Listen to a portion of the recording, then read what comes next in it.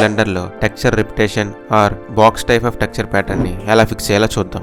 ముందుగా ఒక plane add చేసి దాన్ని స్కేల్ చేసుకుందాం. తర్వాత షేడర్ ట్యాబ్లోకి వెళ్ళి ప్లస్ ఐకాన్ మీద క్లిక్ చేసి న్యూ మెటీరియల్ని యాడ్ చేసుకుందాం. ఇప్పుడు ప్రిన్సిపల్ BSDF నోడ్ని సెలెక్ట్ చేసి షిఫ్ట్ కంట్రోల్ T ప్రెస్ చేస్తే టెక్స్చర్స్ ఇంపోర్ట్ చేయడానికి ఒక విండో ఓపెన్ అవుతుంది. మీకు ఈ ఆప్షన్ కనిపించకపోతే ఎడిట్లోకి వెళ్ళి ప్రిఫరెన్సెస్ క్లిక్ చేసి యాడన్స్లోకి వెళ్ళి నోడ్ ర్యాంగులర్ యాడన్ని ఎనేబుల్ చేసుకోండి. అప్పుడు మీకు షార్ట్కట్ వర్క్ అవుతుంది. ఇప్పుడు మనం టెక్స్చర్ని ఇంపోర్ట్ చేసుకుందాం. తర్వాత UV మ్యాపింగ్లోకి వెళ్ళి టెక్స్చర్ని మీ రిక్వైర్మెంట్కి తగ్గట్టు స్కేల్ చేసుకోండి. ఇప్పుడు ప్లేన్ సెలెక్ట్ చేసి కంట్రోల్ A క్లిక్ చేసి ఆల్ ట్రాన్స్ఫర్మేషన్స్ అప్లై చేయండి.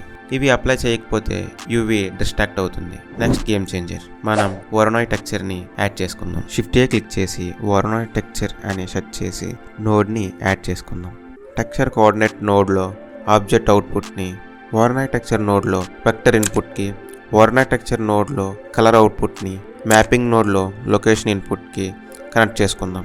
ఇప్పుడు వోరోనాయిడ్ టెక్స్చర్ నోడ్ వాల్యూస్ని అడ్జస్ట్ చేసి మీ సీన్కి సెట్ చేసుకోవచ్చు. నేను ఇక్కడ వోరోనాయిడ్ టెక్స్చర్ నోడ్లో మ్యాన్ హెడెన్ ఆప్షన్ని యూస్ చేశాను. మీరు మీ సీన్కి సెట్ అయ్యే ఆప్షన్ సెలెక్ట్ చేసుకోండి. అంతే, మన టెక్స్చర్ రిపిటేషన్ ప్రాబ్లం సాల్వ్ అయ్యింది.